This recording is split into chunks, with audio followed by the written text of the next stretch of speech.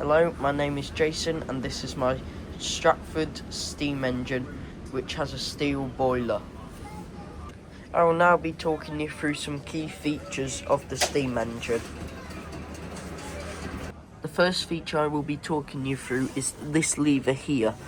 That lever is called the drain cox, and the lever goes underneath the engine through, and there's a little connects there to these little golden coloured drain cocks. The drain cocks allow the steam to go from the pistons, so any condensation, the water that has gone from steam to liquid again, that will blow out the condensation and water till you see clear steam, so that way the pistons don't blow up because of the water being in there. So it's a safety feature, the drain cocks.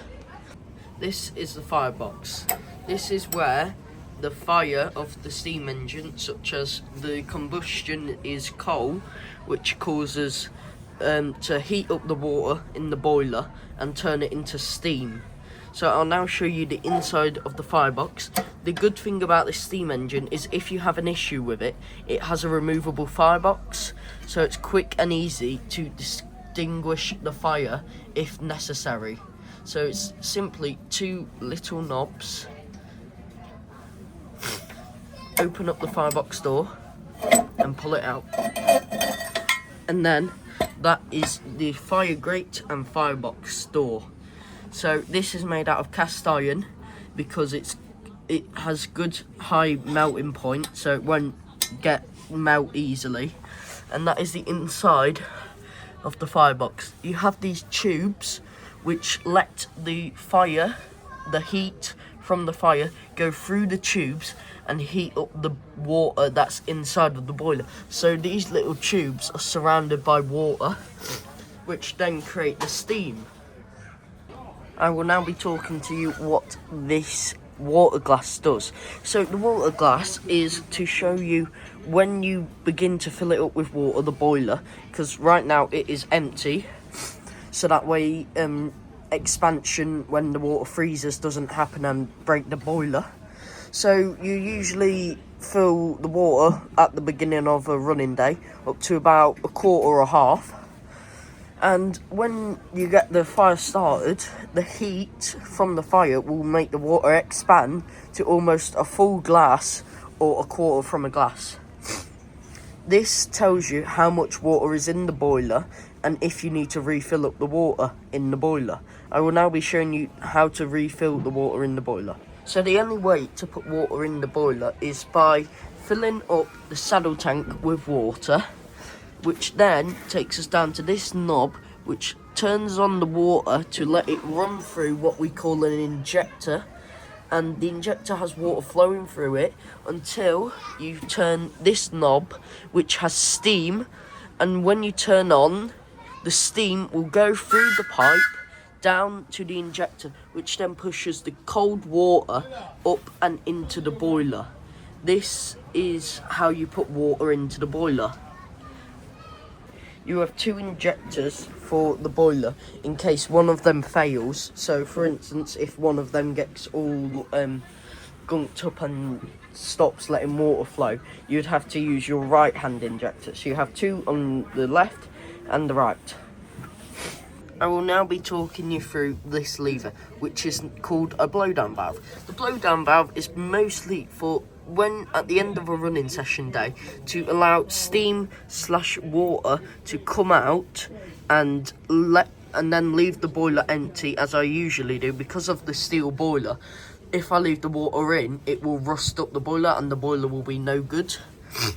But it can also be used to refill it for a running day by attaching a normal garden hose to it and allowing it to go up and fill up the water gauge until you're at the right amount. The red lever that you see in front of you is called a quadrant reverser. The reason it is called a quadrant reverser is because it has 3 notches. So these are the 3 reverse notches. So when you put it in the first notch in reverse, this allows it to get a good amount of steam going to the pistons to get it started first. But then if you go into the second notch, it makes the steam more efficient and making the wheels move less. And it's the same with the front 3 notches as well.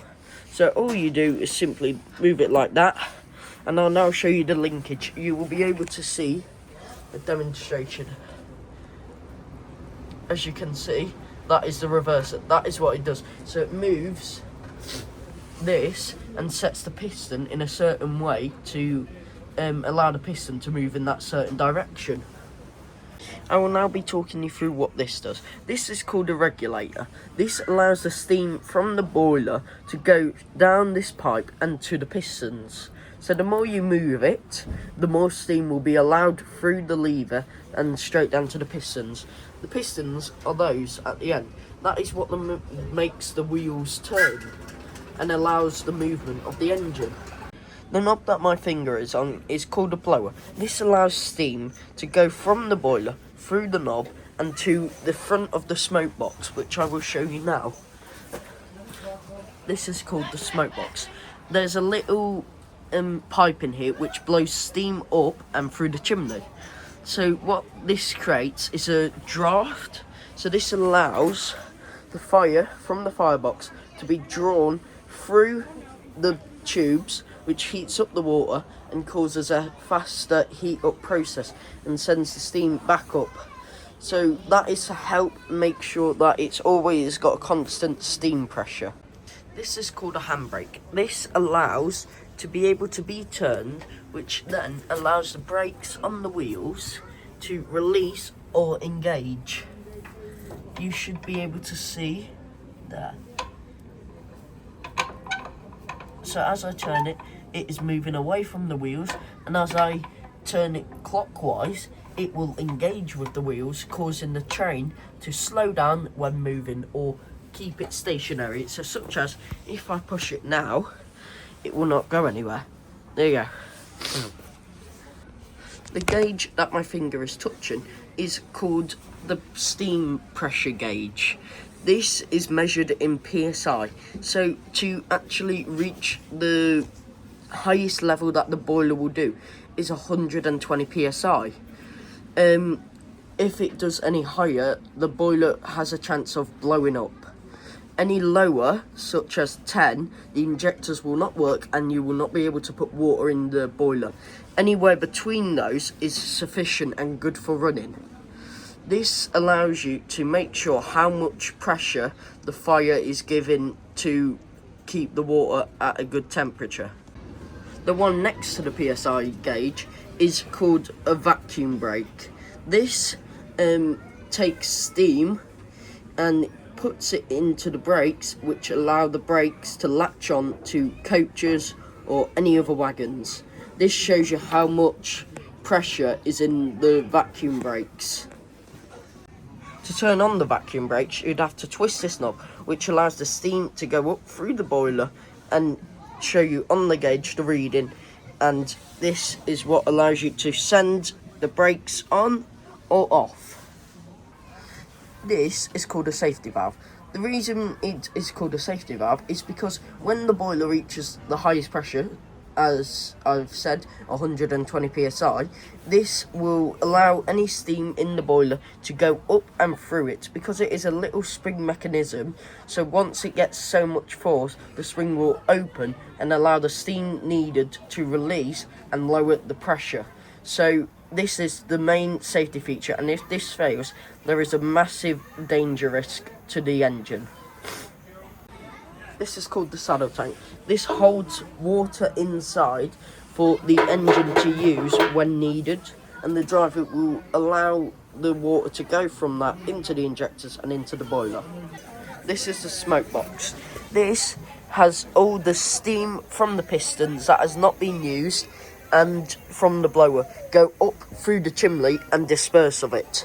There is also a pipe in here, as previously explained, for the blower.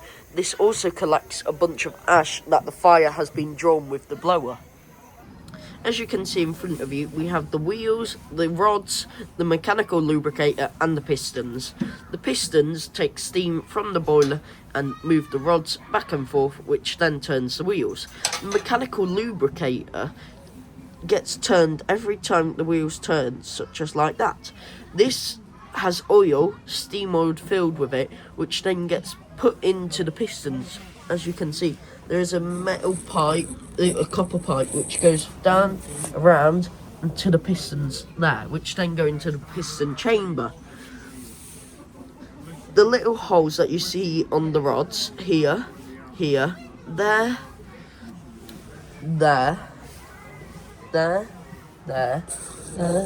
one behind, one there, and there. Those are the oiling points for the rods. These make sure that the rods do not seize up when being turned. The way the pistons work is that when the steam goes in, they are set to a certain way by the reverser, so by the set direction. So the pistons will either be open at one end and closed at the other. So the steam will go in one side, push the piston to go the other way, and then repeat the same but for the opposite end. This also happens on the other piston on the opposite side. I will now speak you through how I usually fire this engine up to get it running for a normal running day. I usually go around checking the engine to make sure that there is nothing wrong with any of the rods or the boiler. I then do a boiler inspection by opening up the front smoke box and the firebox here. After that, I then go down to the blowdown valve and fill it up with water. Once I see half or a quarter on the gauge, I will then check that the firebox has nothing in it, and then start filling it up with charcoal, which is mixed in paraffin to give it a good lighting. So before I actually light anything, I need to check that all the knobs are closed, that the train is in mid gear, which is this one, to make sure it doesn't run off anywhere, that the handbrake is on, and that the drain cups are open, so that way no steam, no condensation that is in the pistons then build up to steam and could send the steam engine going forward. So once I have now filled up the firebox with paraffin and charcoal, I then put a mechanical blower on the front. This is the mechanical blower. You attach this to a 12-volt battery. This helps draw the fire through the boiler tubes and up the chimney. You place this on the chimney, attach it to the 12-volt, and this helps get the steam engine started. Once all the charcoal has started burning, you will then start filling the firebox up with coal slowly and progressively. You have to keep an eye on the pressure gauge to make sure that it is still building. Once the pressure gauge has reached 80 to 90, you can then test the injectors to check that they are both functioning. Once you have checked that they're both functioning, if they are not functioning, you will have to take out the fire and dump it and let the steam engine cool down, otherwise that will be a safety risk. So if these injectors are working, you continue until the boiler reaches its highest pressure of 120 psi to make sure that the safety valve blows off. Blowing off is when all the steam from the boiler builds up, pushes the spring and lets all the steam come out of it until it has reached a significant pressure that the safety valve is happy with. Once you have checked that the safety valve is working, you will be ready to leave your steaming base and take it for a drive. I will now insert some clips of me driving the steam engine and of it running.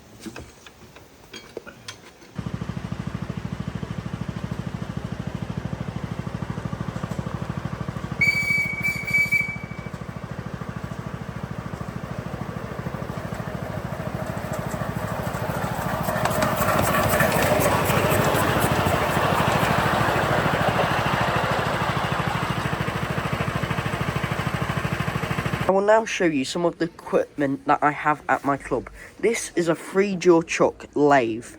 We have a cutting tool fitted already. This is the cutting tool.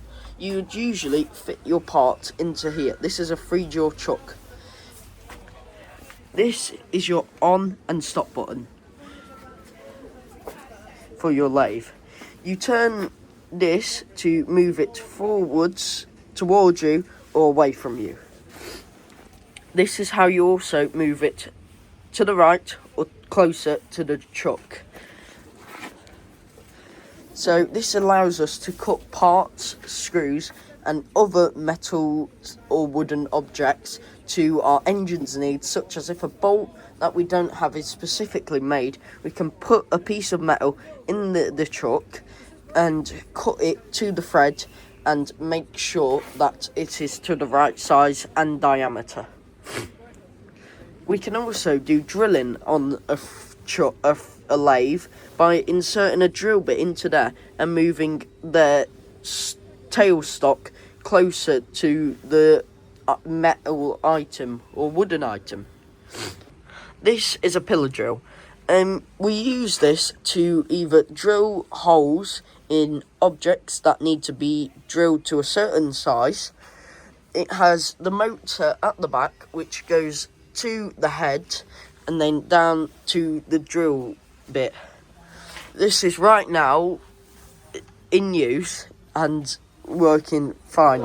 This is the vice that we use to hold the objects in place for drilling. This will move the drill down, see, and this allows you to adjust it, and that is how you turn on the drill. This is my second engine that I own. This was my first ever engine that I owned. This is a battery electric engine which has a motor and runs off of two 12-volt batteries. It has a headlight here and here. We have sprung buffers to make sure if it does hit anything, it will not cause too much damage. I will now show you the insides of the hymek. This is the inside of my hymek. So we have the two 12-volt batteries. These are big chunky batteries because I need it to last a long time when doing passenger services. So the 12-volt battery wires go to what we call an iDrive. This makes sure that nothing is wrong with them and allows us to run it. This is like the main control area, digital system. And then we actually have the driver's control panel. You have a brake, the directions, the horn. We have also lights. So I will now show you what the lights look like. So we also have a cab light that I fitted. To turn on the other lights, you have to insert the key, which I will now turn. So it's not easy for anybody to drive unless you have the key. So yeah, those are what the lights look like. And I've also got some on the rear. So we've also got the slow mode, so it has two different modes, slow and fast. And then this is the speed dial, which allows you to change your speed, so it's practically a regulator but electric. So the hymek uses a powered motor bogie, so the motor is in the middle of this bogie. I would show you it, but it's under a bit of work, so it's quite hard to get to. So this is the bogie that drives the actual engine.